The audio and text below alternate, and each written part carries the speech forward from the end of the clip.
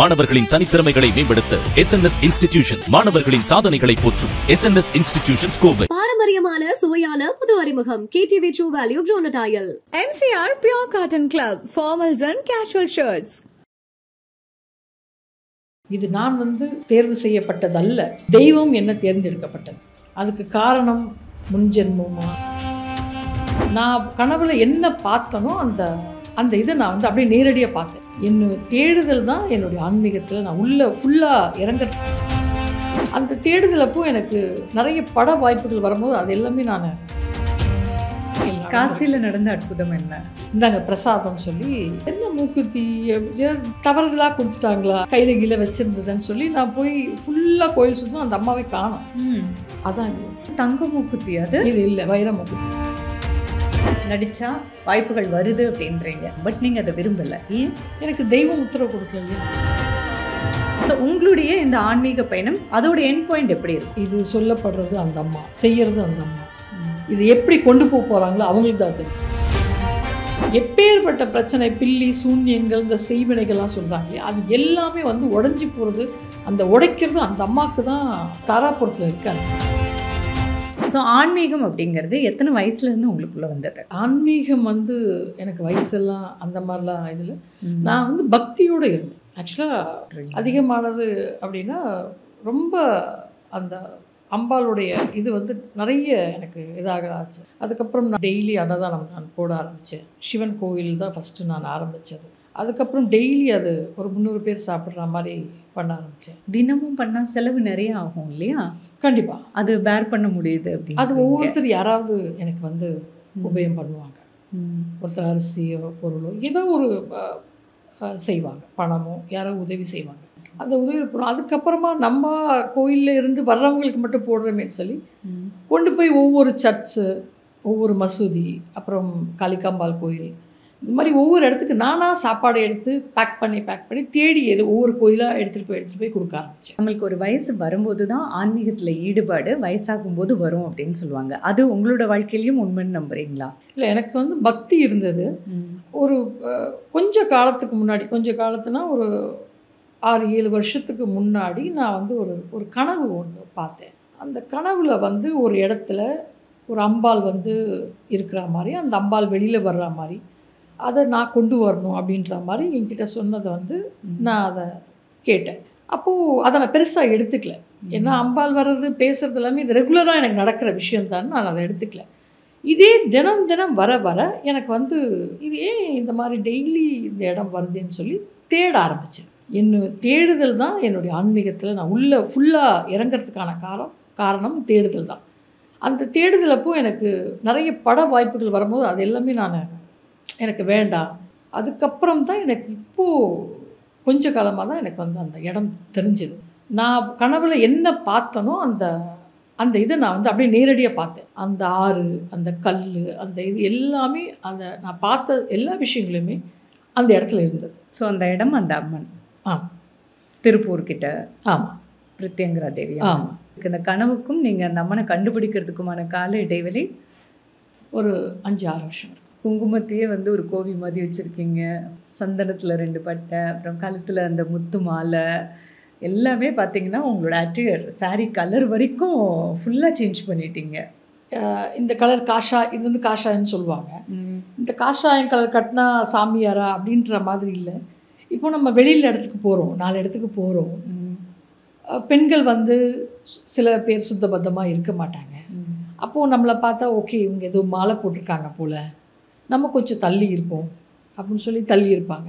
அதுக்காக போடுறது தான் இந்த மாதிரி. இது தவிர எனக்கு இதுதான் இந்த மாதிரி இப்படி தான் ட்ரெஸ் பண்ணிக்கணும், நம்ம இப்படி தான் இருக்குது, அந்த மாதிரிலாம் இல்லை. சரி, உங்கள் மூக்குத்தியோட வரலாறை சொல்லுங்கள். நான் மதுரை மீனாட்சி அம்மன் கோயிலுக்கு நான் ரொம்ப அடிக்கடி போவேன். அவங்க பார்க்குறதுக்கு மடிசாரெலாம் கட்டியிருந்தாங்க. ஒரு பிராமின் அவங்க. ஃபஸ்ட் டைம் நான் போயிட்டு சாமி ஃபஸ்ட் டைம் தான் அந்த பிரகாரத்தெல்லாம் சுற்றிட்டு நான் ஒரு இடத்துல உட்காந்துருக்கேன். அவங்க அந்த கோயிலில் உள்ளே இருந்து சொக்கநாதர் கிட்டேருந்து வந்தாங்க. வந்துட்டு இப்படி என்னை பார்த்துட்டே இருந்தாங்க. பார்த்துட்டு கிட்டே நீங்கள் புவனேஸ்வரி தானே, ஆர்டிஸ்ட் தானே அப்படி கேட்டாங்க. நான் சொன்னேன் ஆமாம், இந்தாங்க பிரசாதம்னு சொல்லி கொடுத்தாங்க.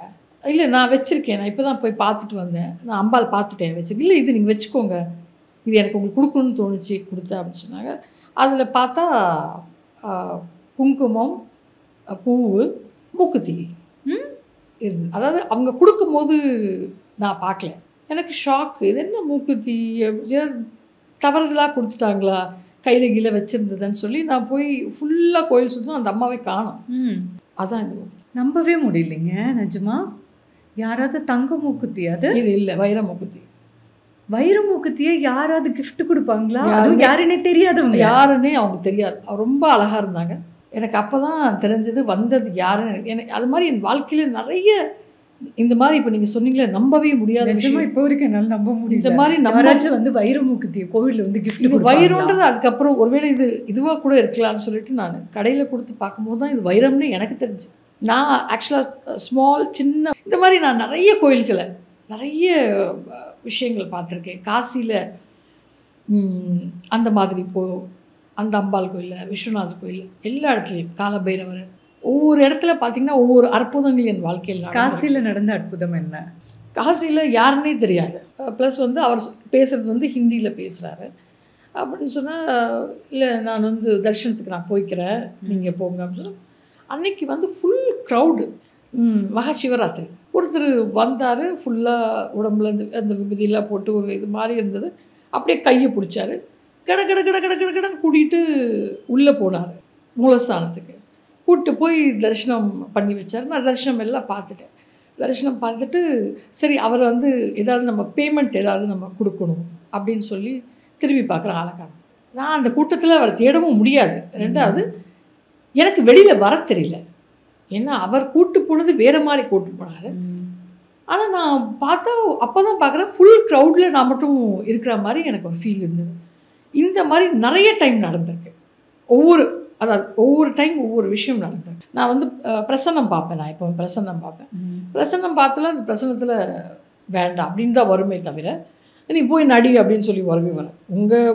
இப்போ உங்களுடைய சேனலுக்கே நான் கொடுத்ததே அவர் வந்து நிறைய வாட்டி சார் வந்து நிறைய வாட்டி கேட்டாங்க. ஸோ எனக்கு வந்து நீங்கன்னு இல்லை, நிறைய மீடியாஸ் வந்து கேட்டிருக்காங்க இன்டர்வியூக்கு. எனக்கு வந்து அது உத்தரவு ஆகலை. அதனால் உத்தரவு ஆகலைன்னு நான் அவங்ககிட்ட சொன்னால் தப்பாக போயிடும். அதனால் நான் அந்த மாதிரி சொல்லாமல் எனக்கு கொஞ்சம் டைம் கொடுங்க, கொஞ்சம் டைம் கொடுங்க. அதுக்கப்புறம் இது உத்தரவு கிடச்சதுக்கப்புறம் தான் நான் இப்போது இந்த இதுக்கு உங்களுடைய இன்டர்வியூ நான் கொடுக்குறேன். பட் இப்போயுமே நடித்தா வாய்ப்புகள் வருது அப்படின்றீங்க. இன்னும் வரும் இல்லையா பணம், இன்கம் அப்படிங்கிறது ஜெனரேட் ஆகும். பட் நீங்கள் அதை விரும்பலை. ஏன்? எனக்கு தெய்வம் உத்தரவு கொடுக்கல இல்லையா. எனக்கு தெய்வமாக இதுவான்னு பார்க்கும்போது எனக்கு அவங்க சொல்கிறது தானே நான் கேட்க முடியும். அப்படி தானே ஞானிகள் எல்லாருமே வந்து சித்தர்கள், மகான்கள் எல்லாமே வந்து ஒரு தனியாக போய் இருக்கணும்னு தான் ஆசைப்படுறாங்க. மக்களோட யாரும் சேரணும், மக்களோட பேசிக்கிட்டு இருக்கணும், கலகலப்பாக இருக்கணும் அப்படின்னு யாருமே ஞானிகள் நினைக்கிறது. அதனால தானே எல்லோரும் இமாலயா போகிறாங்க, அங்கங்கே போகிறதுக்கு காரணம் அதுதானே. தியானங்கள் தானே. தியானத்தில் அம்பாள் பார்க்கறது தானே. என் கூட யார் யாரெல்லாம் பயணிக்க நினைக்கிறாங்களோ அவங்க எல்லாருமே என் கூட பயணிக்கலாம். ஆன்மீக பாதையில் எல்லாருமே பயணிக்கலாம். இது நான் வந்து தேர்வு செய்யப்பட்டதல்ல, தெய்வம் என்ன தேர்ந்தெடுக்கப்பட்டது.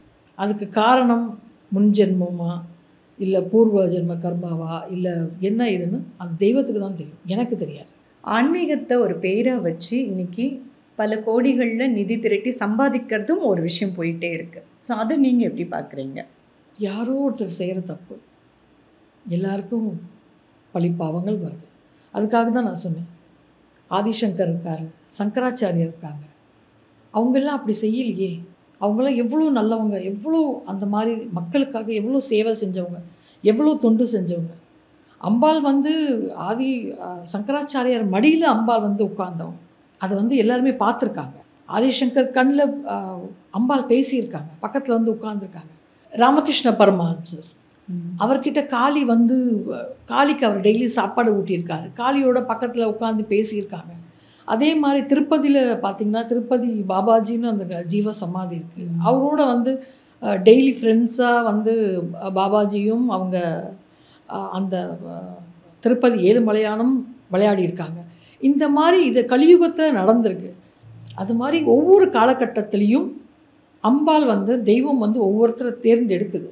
அதில் ஏதாவது சின்ன சின்ன தவறுகள் எங்கேயாவது நடக்கும்போது அதையும் நம்ம நல்லவங்களையும் ஒன்றா கோர்த்துடுறோம். அது வந்து இந்த சமுதாயத்தின் குற்றமானா இல்லை. அது கர்மா, அவ்வளோதான். நம்ம நிறைய பேர் திடீர்னு ஆன்மீக பாதைக்கு வரும்போது அவங்களே ஒரு கோவில் கட்டுறாங்க, அங்கே பக்தர்களை வரவழைக்கிறாங்க, குறி சொல்கிறாங்க, இல்லை நான் சொன்னால் வாக்கு பழிதமாகும் அப்படின்றாங்க, அப்புறம் காணிக்கை வாங்குறது, இந்த மாதிரி நிறைய விஷயங்கள் இருக்குது. ஸோ உங்களுடைய இந்த ஆன்மீக பயணம் அதோட எண்ட் பாயிண்ட் எப்படி இருக்கும்? இது வரவைக்கப்பட்டது அந்த அம்மா, இது சொல்லப்படுறது அந்த அம்மா, செய்கிறது அந்த அம்மா. இது எப்படி கொண்டு போக போகிறாங்களோ அவங்களுக்கு தான் தெரியும். இதில் என்னுடைய நடவடிக்கை எதுவுமே கிடையாது. நம்ம முன்னாடிலாம் வாராகி பிரத்யங்கிற இந்த மாதிரி தெய்வங்களை வந்து ரொம்ப வழிபட்டு அந்த கோவிலுக்கு போகிறது அதெல்லாம் பார்த்துருக்க மாட்டோம். இப்போ ரீசெண்டாக தான் வாராகி அம்மன் வழிபாடெல்லாம் ரொம்ப பேசுகிறோம்.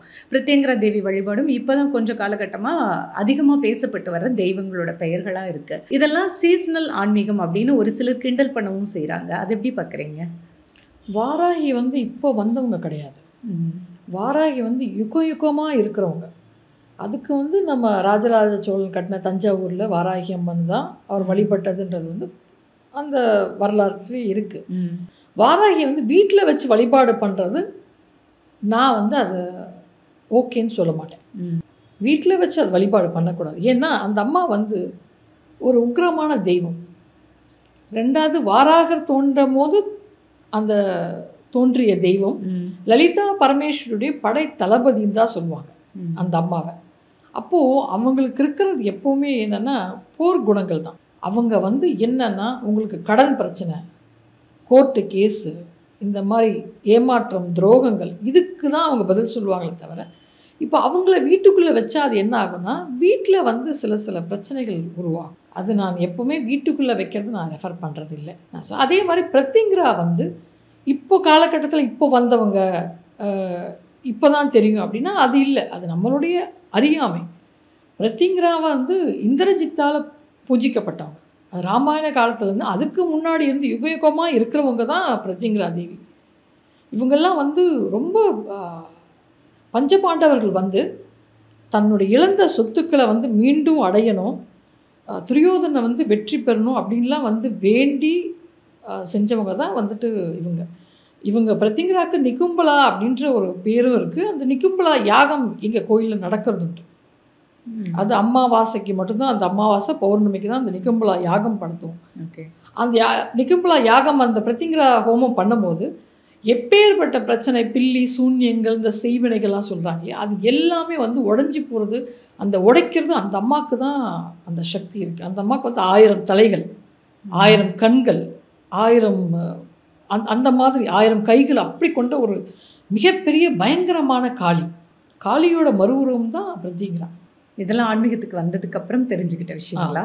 வீட்டில் எந்த சிலைகள் வச்சு கும்பிடுறீங்க? நான் வச்சிருக்கிறது காளி. வீட்டில் காளி சிலை வச்சு கும்பிடுறீங்க. எதனால் காளி பிடிக்கும்? நான் தான் உங்களுக்கு சொன்னேன், எனக்கு அந்த காளி, காலபைரவர், பிரத்யங்கிரா இவங்கெல்லாம் வந்து எனக்குள்ள அந்த ஆட்கொண்டவங்க இவங்க. அதனால் இவங்களே நான் வீட்டில் இருந்து நான் எப்போ இருந்த சின்ன வயசுலேருந்தே நான் அந்த வழிபாடுகள் உண்டு. ஓகே. திருப்பூரில் உங்களோட அந்த பிரத்யங்கிரா தேவி கோவில் பற்றி சொல்லுங்கள். தாராபுரத்தில் இருக்க அந்த கோவில் கட்டணும்னு நினச்சிருந்தால் இங்கே நான் இருக்கிறது பேசிக், நான் சென்னையில் தான் இருக்கேன். சென்னையில் கட்டியிருக்கலாம். ஆனால் அந்த அம்மா வந்து எனக்கு வந்து எத்தனையோ வருஷத்துக்கு முன்னாடி என் கனவுல வந்து இந்த இடத்துக்கு வான்னு சொன்னதுனால அந்த இடத்துக்கு நான் போய் பார்த்தா, நான் பார்த்தது நான் முதல்ல உங்களுக்கு சொன்னேன், நான் பார்த்தது எல்லாமே இருந்தால் அந்த கோயிலில் நான் கட்ட ஆரம்பித்தேன். ஆனால் எனக்கு கட்டுறதுக்கு ஒவ்வொருத்தர் எனக்கு பண உதவி செஞ்சாங்க. ஒவ்வொருத்தர் மணல் வாங்கி கொடுத்தாங்க, ஒவ்வொருத்தர் கல் வாங்கி கொடுத்தாங்க, ஒவ்வொருத்தர் சிமெண்ட்டு, இந்த மாதிரி ஒவ்வொருத்தர் செஞ்சு தான் இந்த கோயிலுக்கு இன்னும் திருப்பணி வேலை நடந்துக்கிட்டு தான் இருக்குது. ஓகே. இப்போது அங்கே வந்து மகாலட்சுமி வராங்க, அங்கே வாராகி இருக்காங்க, அதுக்கப்புறம் பாலா திரிபுரி சுந்தரி இருக்காங்க, பைரவர் வராங்க. இவங்க எல்லாருக்கும் வந்து அந்த கோயில் நம்ம வந்து எடுத்து அந்த திருப்பணி வேலைகள் நடந்துக்கிட்டு இருக்கு. இன்னும் அது பெருசாக எடுத்து நடத்தப்படும். ஓகே. அப்போ நீங்கள் செட்டில் ஆக போகிறது திருப்பூர் தாராபுரமா இருக்கலாம். உங்கள் பிரத்யங்கிரா தேவி கோவில் இங்கே வழிபாடுகள்லாம் என்னென்ன முறைகளில் பண்ணிகிட்ருக்கீங்க? அந்த கோவிலோட ஸ்பெஷாலிட்டி என்ன? பிரத்யங்கிரா கோவிலில் சைவ வழிபாடுகள் தான். இங்கே வந்து ரொம்ப பிரசித்தி பெற்றது வந்து அமாவாசை பௌர்ணமி. இங்கே தினமும் நித்தியகால பூஜை நடந்துக்கிட்டு தான் இருக்குது. பட் அமாவாசை ரொம்ப பிரசித்திப்படுது. அது என்னென்னா உங்களுக்கு இந்த கோர்ட்டு கேஸு, வழக்கு பிரச்சனைகள், ப்ளஸ் வந்து இந்த கடன் பிரச்சனைகள், கணவன் மனைவி பிரச்சனைகள், குழந்தை இல்லாதவங்க, இந்த மாதிரி எல்லா பிரச்சனைக்கும் இந்த அம்மா வந்து தீர்வு கொடுக்குறாங்க. நான் பார்த்த வரைக்குமே இங்கே வந்துட்டு போனவங்க எல்லாமே வந்து அடுத்தடுத்து வரும்போது கொஞ்சம் நல்லா இருந்துக்கிறதையும் நான் பார்த்துருக்கேன். உங்களுக்கு வாக்குப்பளிதம் இருக்குது அப்படின்னு நம்புறீங்களா? நீங்கள் சொன்னால் நடக்கும்னு நினைக்கிறீங்களா? நான் சொல்லி நடந்திருக்கு, அது எப்படி எடுத்துக்கிறதுன்னு எனக்கு தெரியல. பட் வாக்குன்னு நான் சொல்லலை, பிரசன்னம் மட்டும் பார்க்கறது உண்டு. பிரசன்னம் பார்க்கறது அப்படிங்கிறது தான் என்ன முறை அப்படிங்கிறது விளக்கமாக. பிரசன்னம்னே அது ஒரு விஷயம்தான். அது சோழி பிரசனம் சொல்லுவாங்க. அது ஒரு முறை தான், சோழி போட்டு பார்த்து சொல்கிறது. இது நீங்கள் எங்கே கற்றுக்கிட்டீங்க? இது என்னுடைய குருநாதர்கிட்ட. ரெண்டாவது 4 பேருக்கு ஒரு நல்லது செய்கிறதுக்கான அந்த திருக்கோயில் அமைஞ்சிருக்கு. அதில் நம்ம வந்து ஒரு சேவகராக இருக்கும், சேவை பண்ணுறோம், ஒரு வேலைக்காரியாக நம்ம வந்து செய்கிறோமேன்னு அந்த சந்தோஷம், திருப்தி எனக்கு இருக்குது. மக்கள் உங்களை புவனேஸ்வரியை ஆன்மீகவாதியாக நம்புவாங்கன்னு நம்பிக்கை இருக்கா உங்களுக்கு? கண்டிப்பாக. Thank you so much for the great time. மாணவர்களின் தனித்திறமைகளை மேம்படுத்த SNS இன்ஸ்டிடியூஷன் மாணவர்களின் சாதனைகளை போற்றும் SNS இன்ஸ்டிடியூஷன் கோவை. பாரம்பரியமான சுவையான புது அறிமுகம் KTV True Value Bronadile. MCR Pure Cotton Club, formals and casual shirts.